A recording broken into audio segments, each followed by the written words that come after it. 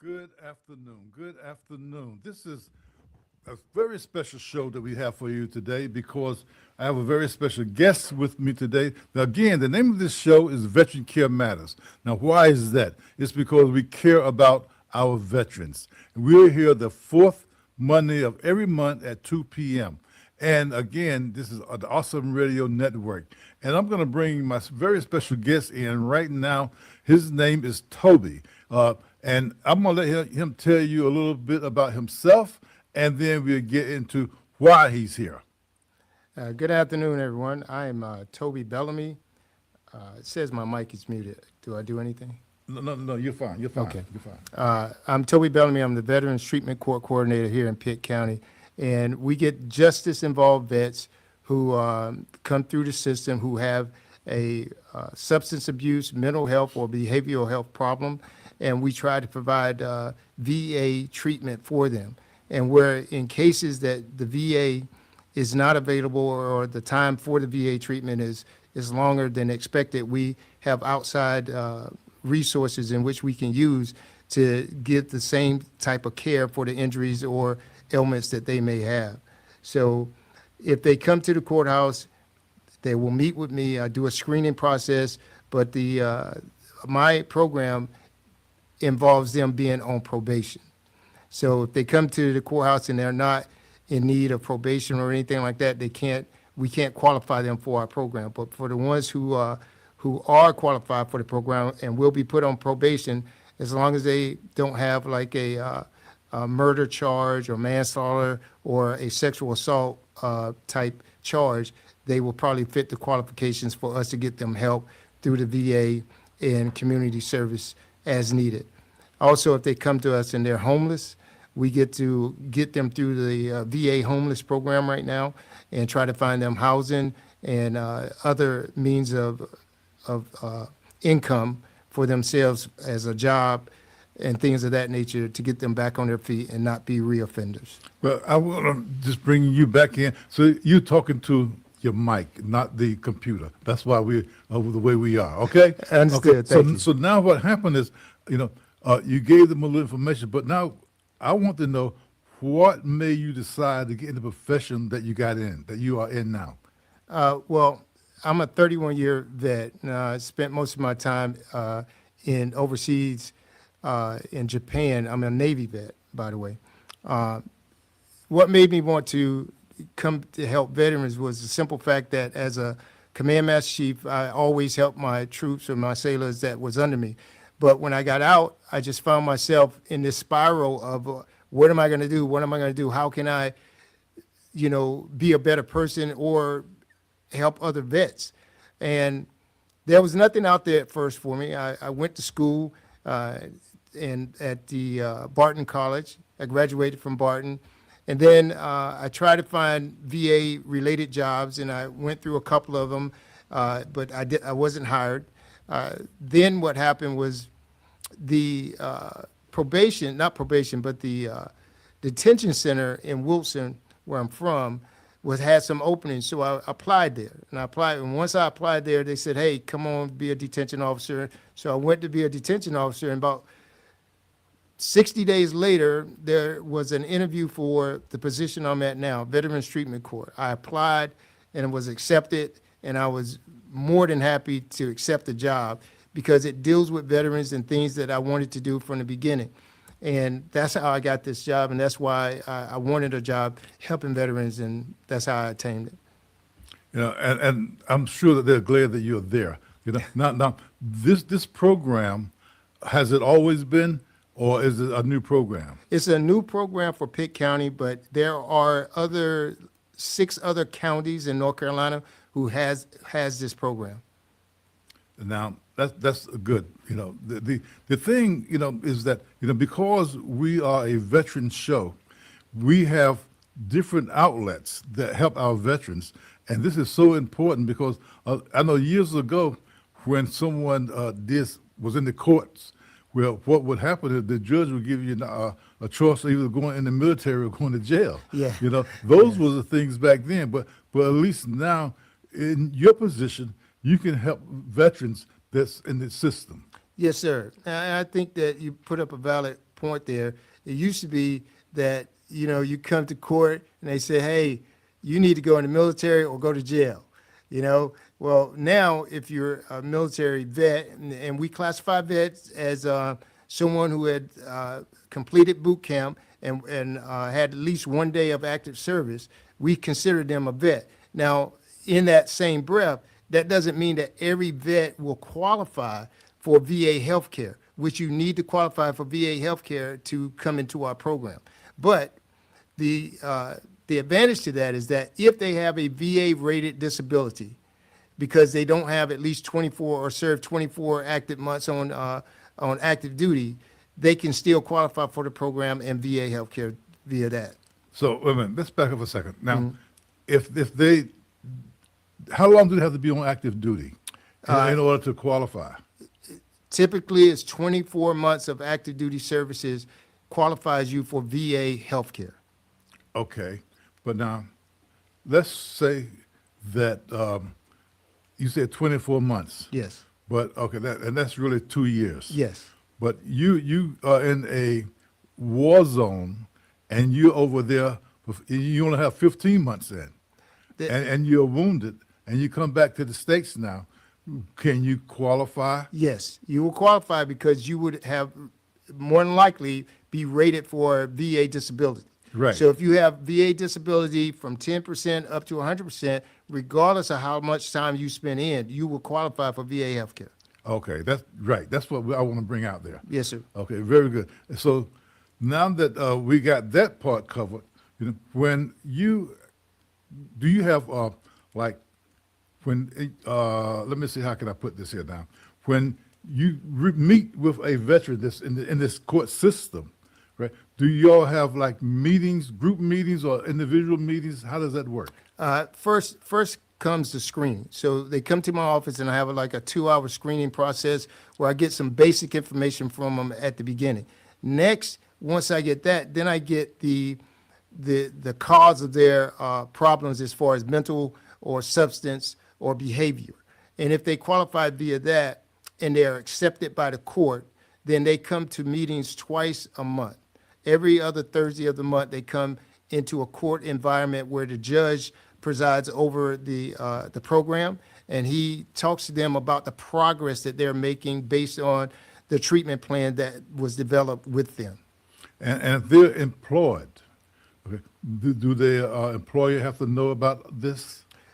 The employer don't necessarily have to know, but the only mandatory requirement that we have in place right now is that they must come to court on those days. So they have to inform their employer that they need those days off to attend court.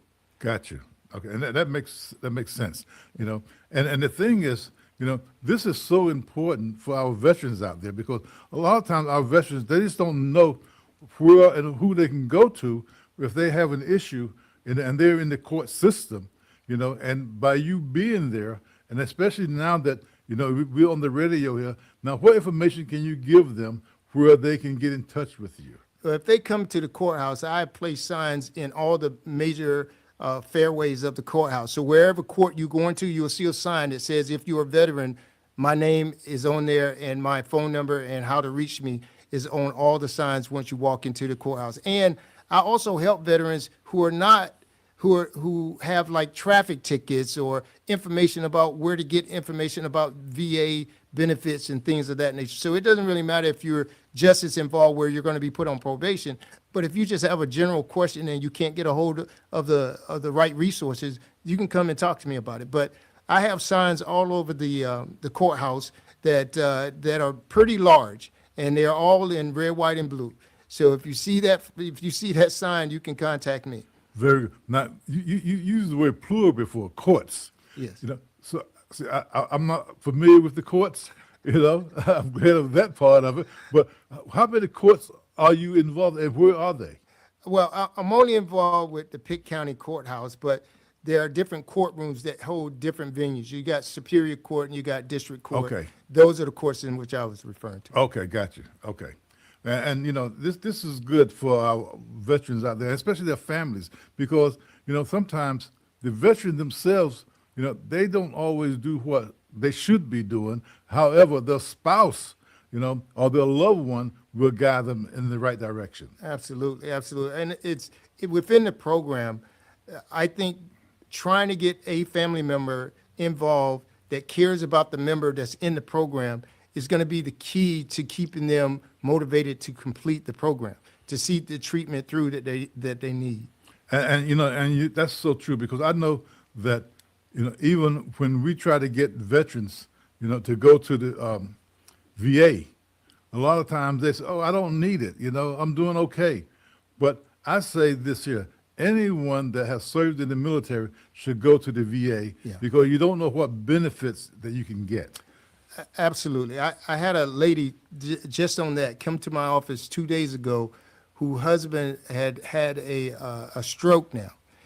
He had served, once I looked him up in the system, he had served like 16 years in the military, but he didn't have any VA healthcare benefits, and which she was looking for now. Right. And so when I looked it up in the system, and I gave her the paperwork, and I said, "Hey, you need to take this down to the VA clinic down the street, Right. and they can help you further with getting him set up for VA healthcare." Yeah. Because based on my knowledge, he would qualify, but I don't press that button. I don't have that I understand. ability. And see, that is so important, because what happened is, I always have a story. Once you get to know me, Yeah. I have a story. And I had a brother of mine. I say a brother of mine because it was from the Masonic Lodge. And I used to try to get him to go to the VA. He was a diabetic. He was in the Vietnam era, and he was a diabetic. And I used to tell him, you should go to the VA. Go to the VA. They can help you, do something for you. And when he did go to the VA, again, hard heads make a soft behind. That's what my mother used to tell me, Well, when he went to the VA, now he was losing his eyesight, Oh, yeah. And because of that, he did lose his eyesight, but the VA now takes care of him. Not only does the VA take care of him, but the VA takes care of his wife as well for taking care of him. Yes. See, a Yes. lot of people don't know that. Yeah. But the VA will pay your spouse, or your loved one for taking care of this veteran. Absolutely. And we bring that out because a lot of veterans, the spouses of their loved ones or their partners, they don't know that. And it's so important that we bring that information out to them. And along that point, a lot of veterans, for some reason, just don't want to go to the VA for anything once they get out, for whatever reason that is. But what they don't understand is that when they become incapacitated, so to Yeah, speak, yeah. or lose their way somehow, then their loved ones are going to, first place that they're going to come is to the VA to help them. Right. But if they had just applied just to see what they could benefit from the VA, you would have less of a problem when there becomes a problem. Right. And that's what I always say. I always say this here, if you are a veteran, if you just got out today, tomorrow you need to go to the VA and sign up. Because like you just said, Toby, the thing is, once you're in the system, you're always there. Yeah. Yeah. And if you need them, tomorrow, or you need them a year from now, 10 years from now, you're still in that system. And being in the system, they can look you up. I've known people that, applied for health care through the VA, and it took them years and years. Yeah. But it's a little bit easier now, Now, for us to yeah. get what is due us. Yes. But this individual, it took him at least 5 or 6 years. But the thing is, this is, I think, is so important for our veterans to know, is that when you do get approved, you get retroactive. Yes. And absolutely. that retroactive can mean a lot. Yes. I know an individual got over $400,000 in retroactive, Yeah. only because he was consistent. You can't be inconsistent. And what I mean is, you can't go and apply for it, and then because you're upset, you stop, and then, someone talked to you, and then a year later you start up again. Well, when you start up again, when you go back to that first time you start up, it doesn't count anymore. Yeah. It That's always right, counted that's right. from the last time. So just be consistent. Don't give up, because I will tell you, that sometimes people will try to discourage you from being consistent.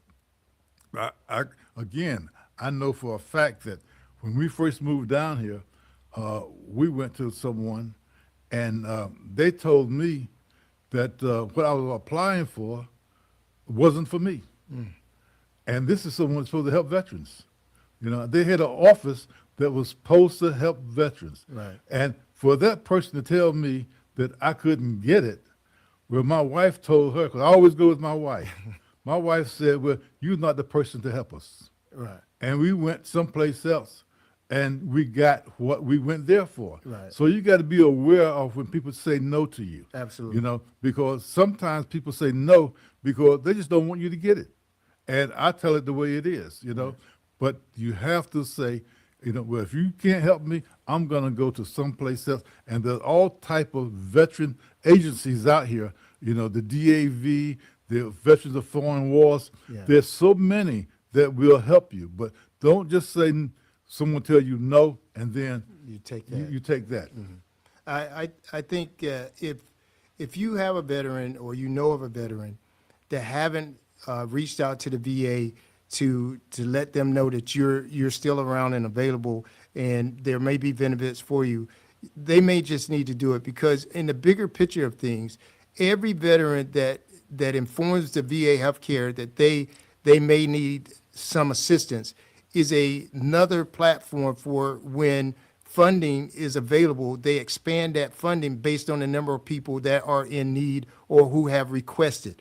And if you project out, as Calvin, you when I was talking Yeah. before, if you look forward, then you're not only helping yourself, you're helping maybe your son, your daughter, your cousin, or someone in that era that's going to join the military later on and need benefits that because of our actions today, they're going to have it. Exactly. I have a grandson that's in the Marines now. There you go. You know, and you know he's been in like 3 years, and he said he's going to make a career out of it. But by the time he get out, hopefully the VA will be much better than the way it is right now.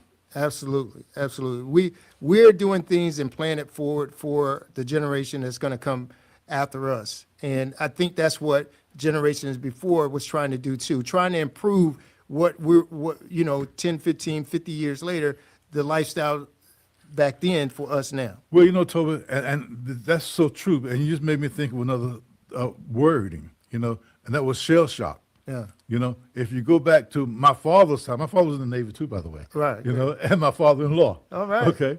But what happened though is back then when they came out in World War II, you know, a lot of them, like I said, no one is the same when they come back. Well, they did things back then. They act different, you know, and they would just say, oh, this person just shell shocked. Yeah. You know, they didn't have the services that we now have today. Absolutely. But the thing though, Toby, is that the ones that persisted is the ones that caused us to get what we have today. Absolutely, You know? absolutely. That's why it's so important to be consistent. Don't just say, well, this person don't want me to have it, and then I'm not going to do it. You have to be consistent, and eventually you will get what is due you. Right, right. And shell shock back then is called what today?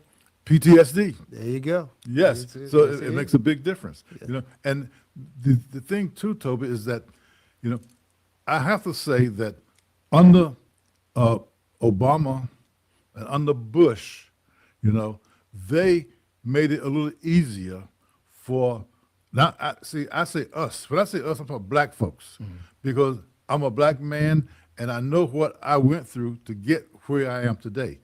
And they made it a little bit easier for us to get benefits through the VA. You know, I don't know if you can speak on that because of your job, Right. but you know, I don't have a job, so I can speak on what I know.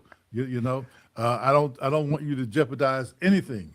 You know, Understood. But I can speak on it because I've been through it, and I've talked to other veterans that have gone through the same thing.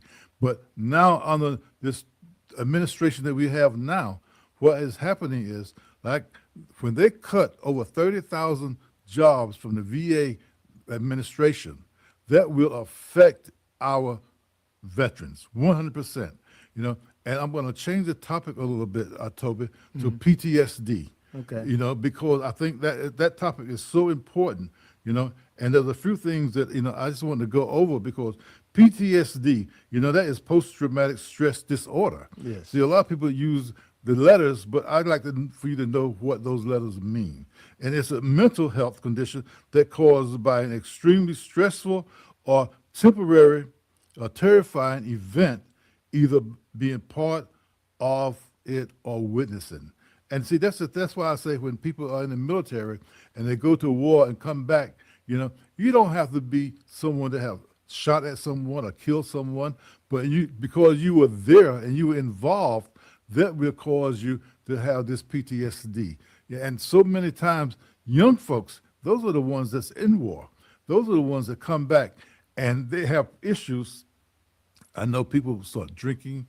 I know in my era, not only did they start drinking, they started using drugs. They started doing all kind of things that they didn't do before. So I always say that we have to pay attention to individuals, because when your family member come back from a war or conflict, well, what happened, when I say watch them, because you can see that their character has changed.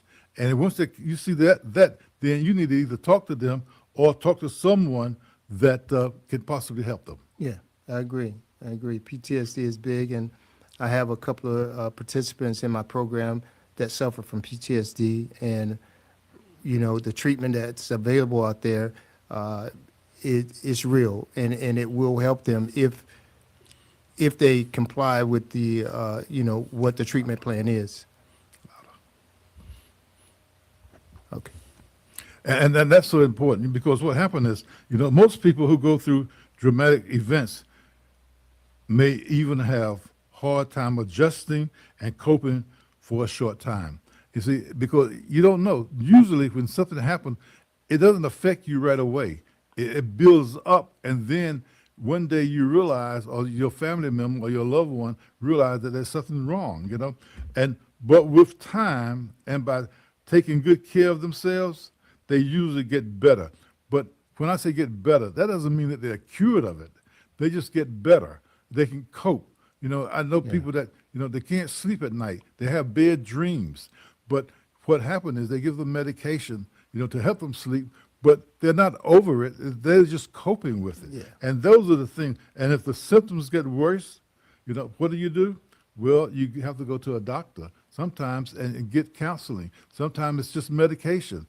But these are the things that, we need to expound on and talk more about, because getting treatment after PTSD symptoms arise can be very important to ease the symptoms and help people function better. Absolutely. And to function for people with PTSD, and there are different levels of severity with it, but when you're around a veteran and they seem really on alert, that may be the cause. It may be because they're a certain level of PTSD that they suffered.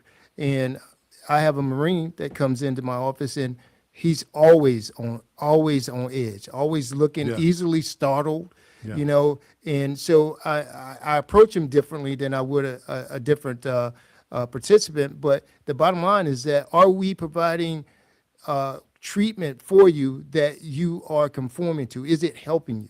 Right. And if it's not helping you, then we need to switch. We need to, go a different direction. So those are the things that I look for when they come in and we talk about their treatment and how's it going. Excellent. You listen to Awesome Radio Network, and you're listening to WECU 1570 AM and 107.5 FM. That's out of Winterville and Greenville. And you're listening to WNOS 1450 AM, 102.3 FM out of New Bern, and WYLTLP 100.3 FM out of Rocky Mount, North Carolina. I say that every day and every time, because Rocky Mount is so many different other states that have that same city named Rocky Mount. And WBISLP 106.9 FM Espanol. Again, that's out of Winterville, North Carolina. And we are talking with Toby today, and he is giving us a lot of information that we need. But right now we're on the topic of PTSD, and it's so important that we talk about that, because we want our Awesome Radio listeners out there to be aware of the help that they can get. Post-traumatic stress symptoms may start within the first 3 months after a traumatic event, but sometimes symptoms may not occur until years after the event. And that's the thing. That's why it's so important for veterans, because a veteran can go overseas into a war zone and come back thinking they're okay, And then a year later, they start having issues. They can't sleep at night. They're having nightmares. And these are the things then that their family says, well, he was doing okay. So what happened? Well, what happened is he started having this PTSD, and it didn't affect him until sometime later. That's true. That's true. And that goes back to the families not being in tune with some of the problems that he had or she had when they were in the military. So when these life-altering events started happening, they probably related to current times, not thinking about the military experience and relating it to that. So the best thing to do when changes like that happen is to take them to a professional. Yes. And get them diagnosed with whatever it may be that's causing that change. And you said something that I always like to bring out, female veterans. Yes, We don't hear enough about them. absolutely. And I always say, we have to talk about the female veterans as well, because they are included in all of this. And the thing general PTSD symptoms are grouped into 4 types: intrusive memories, avoidance, negative changes in thinking and mood, and changes in physical and emotional reactions. Symptoms can vary over time and vary from person to person. And that is so true, because you never know. Everybody, that's why we're so different, because what affects me might not affect you, even though we had the Absolutely. same experience. And this is how we look at things. PTSD, I say that everybody needs to just go to the doctor, because like I was talking this morning, we have a mental segment on our show on Mondays. Okay. And one of the things that I say, well, if you're having a mental breakdown, you need to go talk to a professional. You don't talk to your loved ones or your wife or none of that. And so my wife says, well, you can't help me? I said, no, I can't help you. I'll get some help for you, Yeah. but I can't help you. And that's the way it is with our veterans. Our loved ones, a lot of times they think, well, this person is just acting up. They're not acting up. What they're doing is going through a breakdown. They're going through something that this PTSD is affecting them, and that makes a big difference with them. And I would add on to the fact that even though my program is Justice Involved Vets, when veterans start having issues, the last thing you want them to do is be justice involved, meaning have a breakdown or have problems that cause them to go out and commit a crime. Yes. So to prevent that from happening, or not even prevent, but to put a barrier up so it's less likely to happen, you need to understand why they're doing it, and that means get them seen by someone quickly. And the quicker they can get help, professional help, is better off they'll be. Yes, Because, like I said earlier, as a vet to vet, I can talk to you, but you can't necessarily give me the help that I need. absolutely. Yeah. So that means I have to go to a professional, a psychiatrist, psychologist, someone that can physically be there and talk to me through what I'm going through. Because, I can talk to myself, I can talk to my friends, but they don't necessarily know what I'm going through. They might think they do, Right. but they really don't. This is why it's so important that we get professional help. PTSD have caused so many people to commit suicide, and it's amazing when you look at it. But we're not going to get into suicide on this day, Toby, but there's a topic that we're going to get into. Okay. Because I Okay. think that there's certain times of the year where it's more important Absolutely. to bring that up. Absolutely. And but I will say, Toby, I'm glad that you're here, and hopefully, you'll be back. Yes, I hope to. Yes. But the thing is, our veterans, with this PTSD can really be affecting our whole family, because like I said, I have a story. Like my sons used to always want me to tell them about my Vietnam story, my personal story, and I couldn't do it. But eventually, not only was I able to do it through the help that I got, but now I'm on the radio helping other people. And there was a time in my life, there's no way I could do this. Right. But I'm doing it now. And for every veteran that we help, it's just one less veteran that we have to be concerned about committing suicide or doing Yes. something else. Absolutely, absolutely. I hope that I have success stories in our program, like your success story, and getting help with your issues and all. I can only hope that that's going to happen for us. We're new. We just started in July. Had our first case, our first participants in January. So the course is 12 months long. So Okay. it won't be until December to January that we have our first graduates. So I hope that we can have those success stories like yours. Now, the other thing I guess I would ask, do you have, or do you work with like the DA or any of the lawyers in the courtroom? Well, I do. I have an ADA and a public defender on my team, and we talk about the cases that are going forth to the district or superior court. Not my treatment court, but Right. whatever they are charged with. Right. I have a DA and a public defender that we can talk through their cases to see if their cases based on their history, not just what they're offended, but their history, Right. would they qualify for the court? So we make that determination, and if they qualify, we are pretty sure that the judge who's ever trying the case will order them to our court, and if he doesn't order them to our court, we can get them in probation to come to our court from there. See, now that's, I'm glad to ask you that question because Excuse me. that's a big deal. I think Yes. that you have professional people. You have a lawyer. Yes. Two Two. lawyers. Yes. To work with you on helping veterans in the court system. Yes, sir. And that's a big deal because a lot of times veterans, they don't have any help. They don't have a lawyer. They don't have the money. So when you are there and you can help them, I'm sure it helps them also with their PTSD if they have it. If they have it, yes. Yeah. Along those lines, it's interesting that I go to PCDC because a lot of times they're incarcerated there waiting to be for their court date. And But the back of PC, what is that again? I'm sorry, PCDC, which is Pitt County Detention Center. Okay, that's what I okay. Right. Pitt County Detention Center. I get a referral from either the detention center itself. I have cards that when an inmate comes in, if they're a veteran, they can fill it out, Okay. and then they email it over to me. But I was telling this story because when I go over there, as soon as I get the referral sent to me, I'll go and visit the inmate to see if they are interested in the program. Right. And it's amazing that every single time, it has not failed, that I go see someone.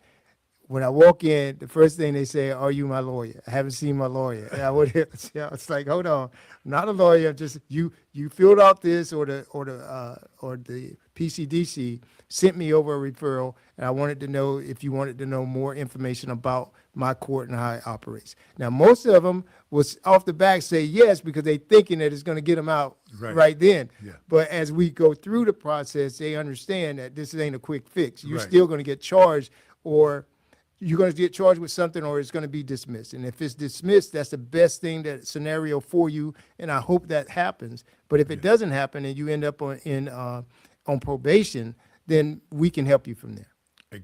Excellent. And, the major thing there is the fact that, they don't realize that a lawyer will eventually be there to help them, Right. And what I'm going to ask you to do is look at your screen because I want them to see your face. Okay. That is the way I want you to see you. Right. Fantastic. Right. You want to look at me, okay, but I want them to see your face. All right. Okay? All right. Very Got good. it. As long as you talk to the mic, we are doing excellent. It's very good. So now, we've talked about PTSD, and we've been going back and forth with your position and the help that you do for the veterans.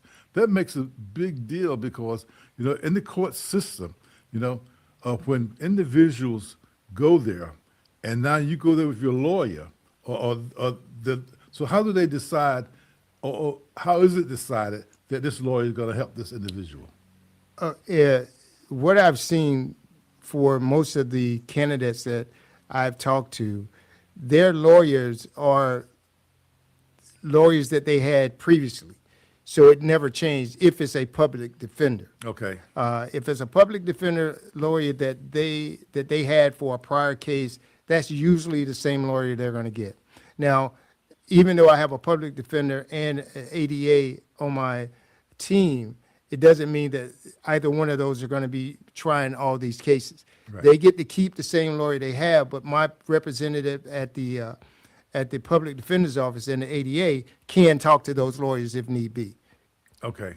So, but that's how they get assigned through the court system. But if they have a prior lawyer on a prior case, that lawyer is probably going to be the same lawyer this time. And that happens a lot. So now, when they have their own lawyer, would you talk to that lawyer or? Absolutely, absolutely. If most cases, what happen is that when I get the referral, I go directly over and talk to the inmate or call them on the phone. And first thing I ask is, do you have a lawyer? If the answer is yes, then I say, well, I'm going to ask for your lawyer's permission to talk to you because I need to do that. Right. But if they don't have a lawyer or don't know who their lawyer is, it's okay. Excuse me. Mm-hmm. It's okay for me to talk to them at the time until I find their lawyer, find out who it is, and I explain the general description of our court and what we can do and how we can help you. And if they're interested, then yeah, I'll track down their lawyer and I'll talk to them. So what about the judges? Now, is there one particular court that you go to, or is it just different courts that you go to? Yes, depending on their case. Yes, it's different courts. If it's a drug charge or something higher, it's going to be in Superior Court. So yes, I go up to Superior Court and I try to get them before they actually go into court, because Superior Court is different for me than District Court. District Court, every morning before 9 o'clock, when the judges arrive from their chambers, I go in there and I ask, are there any veterans? And if there's a veteran out there, whether they're in their case is going to send them to probation or not is not my purpose. My purpose is to give my card out and tell who I am. Right. And so that's what I do. If it's a Superior Court, I don't do that. Superior Court, I would have to catch them before they go into the door and ask them if they're a veteran or not, because that's a more secure area up there. And I just don't want to walk in there and make an announcement that way. I haven't tried that. So you have a pretty busy schedule. Well, yeah, it seems that way, but I want to connect with as many veterans as I can to get the program up and running. Right. Right now we have 7 vets. We can hold 15. Okay. We do have about 3 or 4 that we're waiting to go to court, so they may be joining us here by the end of next month. Okay. But for right now, we have 7. But that's a good number. Seven is a good number. Yes. If a lot of times I bring the Lord into it, but if you look at the Bible, 7 is a good number. That's all I can say on that one. But it's good. I'm so glad you're here today. To give this information out, because a lot of people might not be aware of the service that you offer at the courts. Yeah, that's true. But and the fact that when someone is charged with a crime, where they don't have the weight to go to court, they can see you way before then. Am I right? yes, but I can't change their court date. Right. Yeah, they'll still have to go to court on that day, but maybe by the time that they go to court, there will be a solution in place that both parties can agree on. Right, because especially if they don't have a lawyer. Yeah, See, that would make a difference too, because now you have 2, the AD? I got an ADA, which is a district attorney, assistant district attorney. Right. Okay, and then you have another lawyer. Public defender. Right. So I got one on both sides of the house. Oh, that's good. That's a good thing. Yes, sir.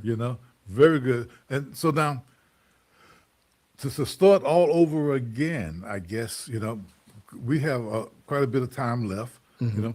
I just want to bring up the fact that, when they go to court, and now the judge works with your team.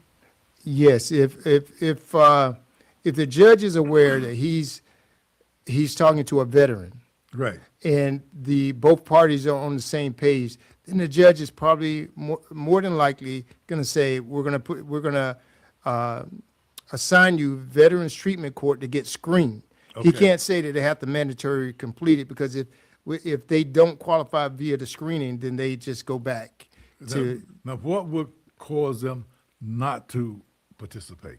well, there's a couple of things. One, if they say they don't want to participate, Right. then, we can de-screen them right there. Right. Number two, if they have in their past anything to deal with a body as far as murder, manslaughter, or Okay. anything like that, or anything that deals with children or sex offenders. Okay. We don't take any, we can't take Right. any of those. Right. And if they have some felonies that's classified higher than what the program allows, and I don't know what that level is. Right. I leave that to the lawyers. Okay. I mean, it's written in my manual, but Right. I can't tell you the difference between Right, I a G understand. felony and an H felony. Right. I just couldn't do it. Okay. But if they have those felonies in there, they will not qualify for the program. Now, most of that I will know before they go in front of the judge. Okay. So if the participant is a candidate for the court, and I have all that information, then the lawyers there will already say that he doesn't qualify, or he qualifies if the judge wants to put him in my court.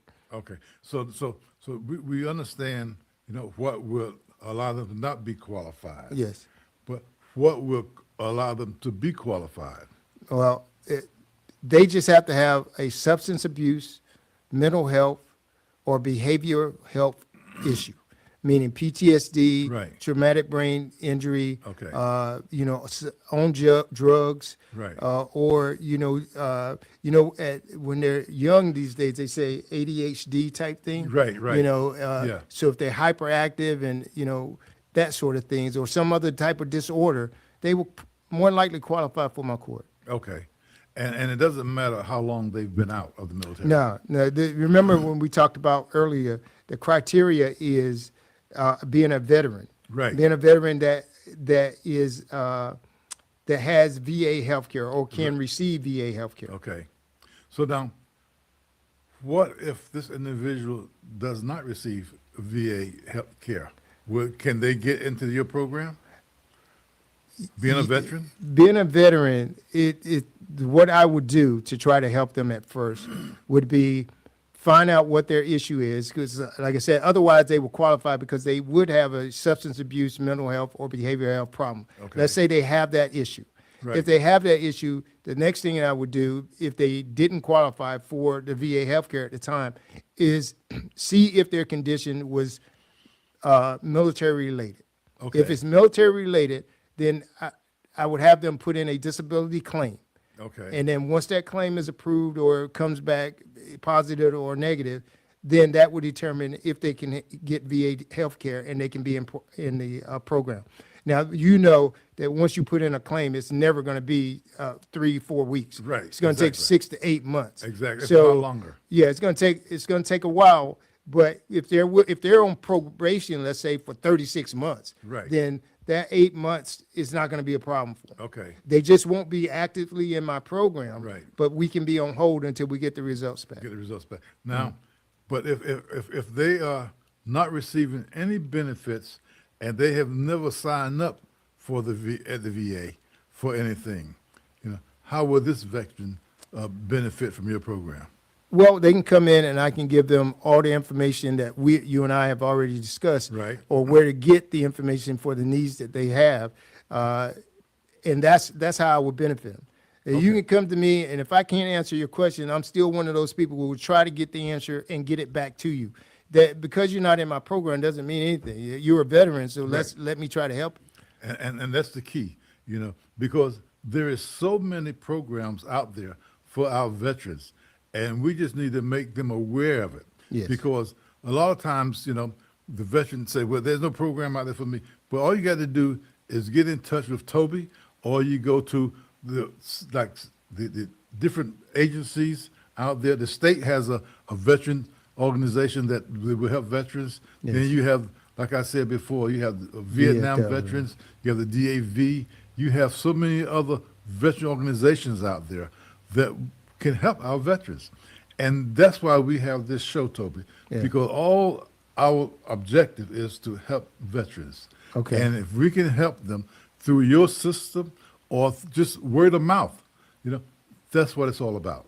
You know, Absolutely. we want our veteran family to know that, my spouse is not feeling well, even though they've been out of the military for 50 years or 40 years or 30 years. Well, can they go to the VA? Yeah, Yes, they yeah. can go to the VA, and the VA will sign them up.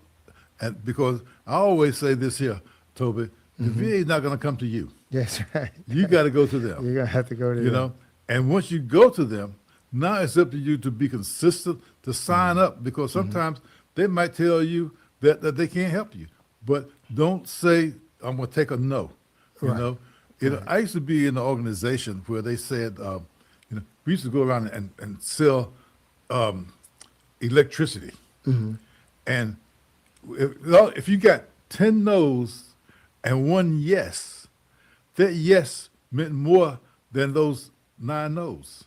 So Yeah. it's so important that when you go to the VA, don't just continue saying, I'm going to not do it because this person says something.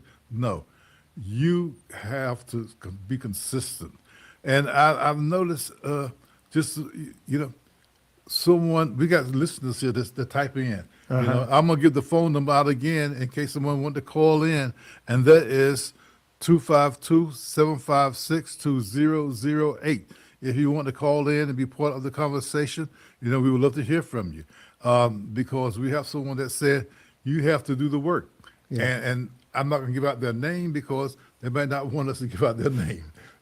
I don't give out names unless they say it's okay. I understand. But the thing is, we have to do the work to Yes. get what we want. They're not going to just give it to us. And that's why it's so important to continue. Once you sign up with the VA, continue. I'm going to quote Stuart Scott. He said, when you're tired and you want to give up, let someone else do it for you. Exactly. That's the way you have to treat this system sometime too. Exactly. You get tired and you need someone else to do it. Have someone else do it for you. Yeah. That's what I would say. And we remember I told you before, we have listeners from all over. Yes. Well, someone is listening to us today from Cincinnati, Ohio. Woo, Cincinnati. And we thank you for listening. We appreciate that very much. And hopefully, your veteran, that you're involved with, hopefully they get the services and the help they need if they need anything. But above all, make sure they go to the VA and sign up if they haven't done that already. Yeah, absolutely. This is why this show is so important, because we want our veterans to be aware, and their spouses and their family to be aware. Because sometimes, veterans, they don't have families. They are all by themselves. And sometimes they just live in a room where they rent a room someplace. But we want you to be aware here, at Austin Radio, that we care about our veterans. That's why we have this show every month, to make sure that someone out there will hear us and possibly do something about it, and that's the important part. We really care about our veterans. And Toby, the thing about our veterans is that they love this country. Yes. Because so many of us, we volunteer, to go in the military, Right. to go fight for this country, Right. And when we go and come back, we want what we deserve. Yes. And my opinion is, if you go and join the military, I don't care if you just stay in Cincinnati, Ohio for your whole time. Well, what happened is, when you are out of the military now, you should get the benefits that you deserve. Absolutely. And I got a place in my heart for the homeless vets, because there's a large number of homeless vets. And we talked about PTSD on your program today. And can you imagine being homeless and having a mental health problem? There is a program that the VA has. We have a program for homeless vets. So if you know a homeless vet, or have them get to the nearest VA center, because there is a homeless program that was established to try to help these veterans. So I hope that, this gets out to people, and if they see a veteran in need, they contact the nearest VA. Well, not only that, Toby, but I don't know if many vets are aware that these city buses, You can ride these city buses free as long as you show your military ID. Oh, really? Yeah, No, I didn't know that, but I will definitely pass that along. yeah. As long as you show your military ID for these city buses, you can ride them. You know, Okay. and see that makes a difference too, because a lot of times our veterans, they don't have the money or the car fare, you know, to get to where they need to go.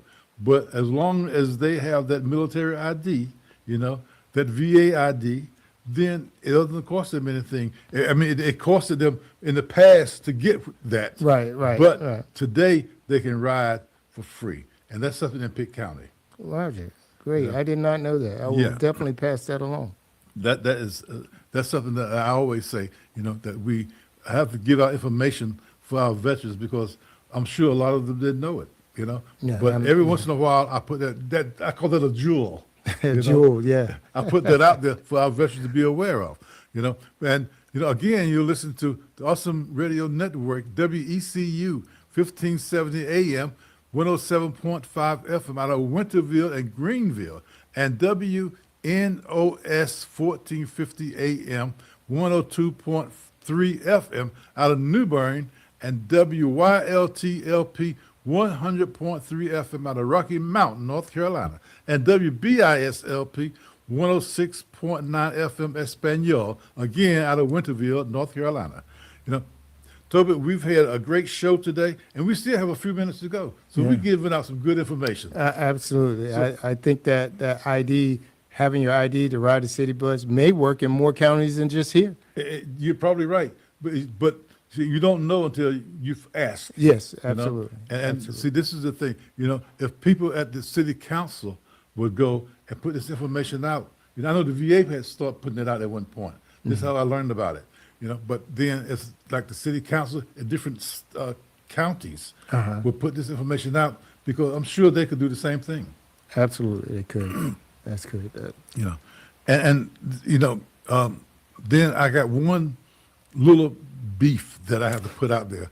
But this has nothing to do with the VA. Okay. It has to do with the city council in Pitt County. You know, they doing a lot of work over at the town commons here in Pitt County. Well, my question to you, and I put this question out there once before, and no one had really gotten back to me, is the fact that before they started working over there, they had taken the handicap signs out of the town commons and put them on the street. And for us veterans that are handicapped, it was easier for us to get by the water in town commons. But now I don't know what they're going to do. I just think and hope that they put the handicap signs back in there. And we got this person again says, oh, good information. Another reason to get to carry their ID. Yes, Yeah. absolutely. Yeah. See, again, this is why we're here, Toby. So I'm going to let you give out. You have 1 whole minute now to talk about anything you want to talk about. I would talk about the fact that if being a veteran or caring about veterans is something that you're passionate about, then don't just start with the ones you know. Start with the ones you don't know, and try to get them some information that could help them also, because you never know what when you say something or give a program out that the VA has to a veteran and they don't know about it. Clothing allowance that the veteran may qualify for, and he didn't know he qualified for clothing allowance. So just let people know the information about veterans treatment, veterans health care, veterans assistance is out there. And you can find most of it at the VA facility, VSO or the VA hospital or VA clinic. But if you want more information, just talk to someone in those positions and maybe they'll be able to help you. Well, and you just made me think of a point too. The Durham VA, they have a complete room there where they give out clothing and different items to veterans. They have items there for female and males. So this is information that we need to be aware of, and check with your local VA in your community, your county, to see what they're doing. Again, you've been listening to Veteran Care Matters. We're here the fourth Monday of every month at 2 p.m. So we'll see you next month. So see you then. Have a great month. God bless. And I'm proud to be an American.